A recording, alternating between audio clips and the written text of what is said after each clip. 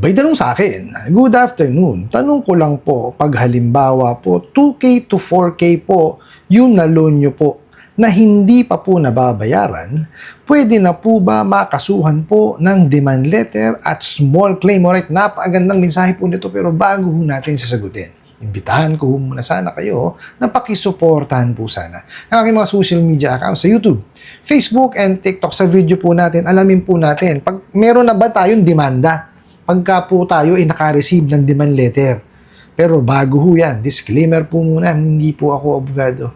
Ako po'y maniningil.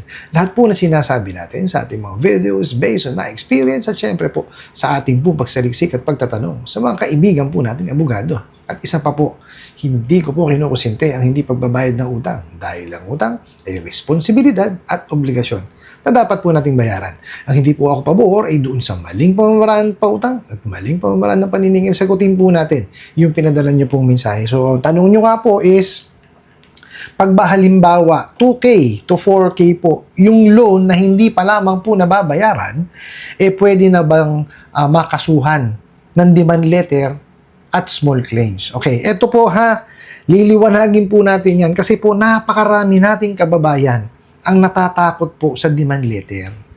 Kaya akala po kasi nila pag may demand letter, may demanda na.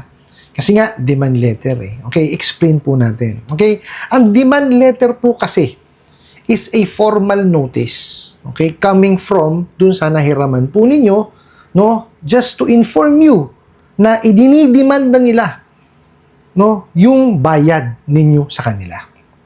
Okay? Nagpapadala po ng demand letter kung na-exhaust na po nilang lahat yung kanilang pamamaraan ng paniningil. Yung tama po na pamamaraan, ha? Hindi po yung panghaharas, pangwawalangya, yung pananakot. Hindi ho kasama sa paniningil yun. Okay? Actually, bawal yan dahil po meron tayong Prohibition on Unfair Debt Collection Practices na galing po ng SEC. Inilista na po ng SEC yung mga bawal. Okay? Yung mga hindi dapat ginagawa. Pero itong mga bugo katabusadong online lending apps, yun ang ginagawa. Yung mga bawal. Ano po? Tingnan nyo ha. Magpapadala po ng demand letter yan. Ano nakalagay? Okay? May kaso ka ng ganito. May kaso kang ganito. Makaka-receive ka ng subpoena. Makaka-receive ka ng... Naku po. Hindi po demand letter yun. Pananakot letter po yun. Okay? Diliwanagin po natin. Ang demand letter po is a formal notice coming from your nautangan. No? Hindi ho yan demanda. Pero, yung demand letter po is a requirement. No? Requirement po ito para po sila ay makapaghabla ng small claims or estafa. Okay? Magkaiba po ang small claims sa estafa. Ha? Ang small claims po kasi, ito po yung isinasampang kaso pagka po ang nahiram po ninyo is 1 million pababa. Okay po. Yung estafa naman po, sinasampa po yan. Okay? Pagka po may halong panluloko at panlilinlang. Example po, nag-submit kayo ng peking dokumento or nagsabi kayo ng maling mga information. Pwede ho kayong masampahan ng kasong estafa dyan. Okay? Kasi itong mga bugo katabusadong online lending apps, pag hindi ho kayo nagbayad, estafa na kagad. Mali po. Okay? Ang nilalaman po ng demand letter dyan, ito po importante ha, dapat yan may letterhead.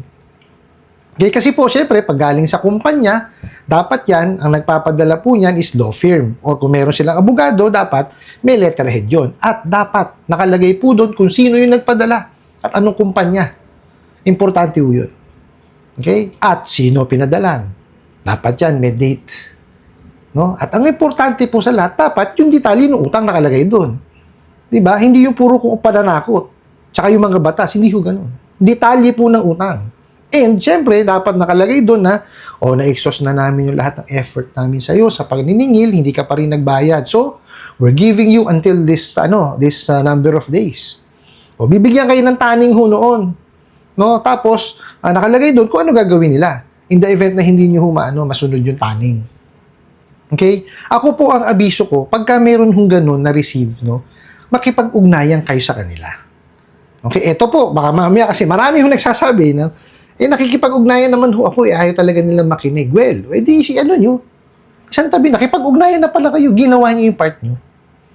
Okay? Kasi po, ito po ang importante, no? Kasi magkaiba po yung pautang ng OLA doon sa mga tradisyonal. Okay? Yung po kasing mga OLA, ang maximum number of terms niyan, mga, let's say, sabihin natin, 6 months. No? Tapos yan, 7 days. No? Lalo yung mga bugok na yan, wala ho talaga silang policies and procedure. So sila, pag hindi nabayaran, wala, nangangana. At ang pinakamasakit ho kasi sa kanila is, hindi ho nila ini-explain yung hinihiram po ng kanilang mga kliyente. No? Importante yun. Diba? Kasi tingnan nyo ha, online nga eh. So, application nyo online. Diba? Ngayon, pagka yan, may calculator, di po ba? So, syempre, kung ano lumabas sa calculator, yun ang dapat na, maging, kumbaga, computation. Diba? Bumaba man doon o tumaas doon, dapat ini-explain yun. Di po ba? Yan ho mahirap sa kanila. No, hindi ho nila sinusunod yung the Truth in Lending Act. Batas ho yan. May criminal liability pagka hindi ho sinunod yan. Yan, titigas ng ulo itong mga bugo katapusadong online lending apps na to. No, yun ho actually ang ang nagiging rason kaya marami hong hindi nakakabayad. Kasi ho, hindi ho nila sinusunod yun. Hindi nila na-explain. Ang nangyayari, disburse lang ng disburse. Hindi pa nga po tapos yung pag-fill out dun sa sa apps nila. Aba, pasok na kagad ng disbursement do sa inyong e-wallet. Pagka nakuha na kagad nila yung inyong contact details. Ganun ko walang ngayang mga yan. Lalong-lalo na ho yung mga illegal. No? Kaya ako lagi kong abiso, i-check po muna natin kung rehistrado ba yan. Okay? Yung extra due diligence po yung sinasabi ko. Okay? Alamin natin kung registered muna bago tayo manghiram. Ang nangyayari po kasi dun sa iba, hiram muna bago check. Wala tayong mag-ano, di ba? Napapahamak na po tayo. Ang gawin po natin, i-check natin yung legitimacy muna nung inuutangan po natin. Di ba? Kung OLA yan, okay, ito ho tip ko na sa inyo. Kung OLA yan, puntahan nyo na lang ho doon sa website ni SEC, hanapin nyo yung Recorded Online Lending Platform. Pag nasa Recorded Online Lending Platform yan, legitimate yun. Bakit? Kasi requirement po doon sa Recorded Online Lending Platform na kailangan yan ay incorporated at meron niyang Certificate of Authority. Yun ho, ang dalawang requirement para yan maging Recorded Online Lending Platform. So, puntahan nyo na lang po dun sa Recorded Online Lending Platform. Pagka nandun po siya, ayan, legitimate yan. Pagka ngayon yan, wala doon, ay sus Mariosep, illegal yan. So, huwag nyo na hong hiraman. Pero hindi ho natatapos yun doon. Dapat may extra.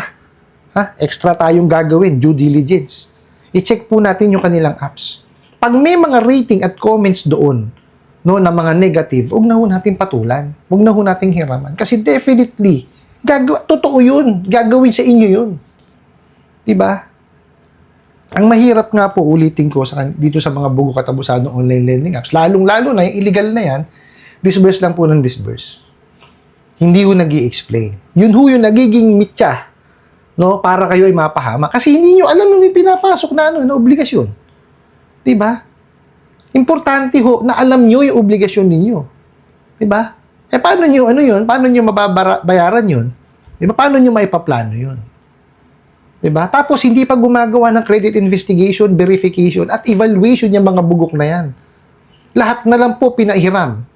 Biruin nyo, walang trabaho, estudyante, plain housewife, tambay, pahihiramin. Talaga pinapahamak. Di po ba? Doon po siya nagpadala ng katanungan na to. Hindi po porket nakatanggap kayo ng demand letter, may demanda na ho kayo. Hindi po. Ulitin ko po, ang demand letter po is a formal notice. Galing po doon sa nahiraman po ninyo. Okay? And make sure na legitimate po yung demand letter. Okay? Mache-check nyo naman po yan. Kasi pagkaya, puro panakot, puro batas ang nakalagay, pananakot letter po yan.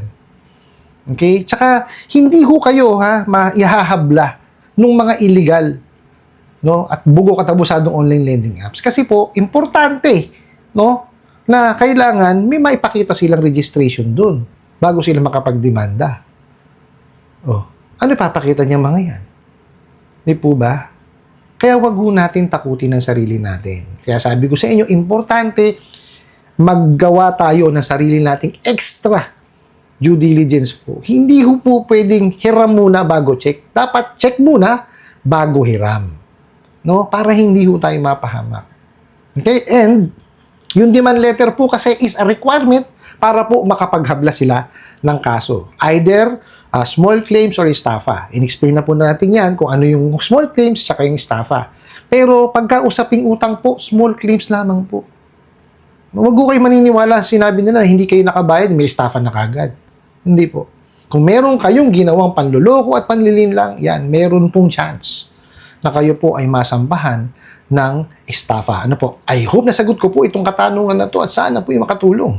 Maraming salamat po sa inyong walang sawang pagsuporta at panonood sa aking mga video. Maraming salamat po sa inyong pag-like, pag-share, pag-comment at pagtatanong.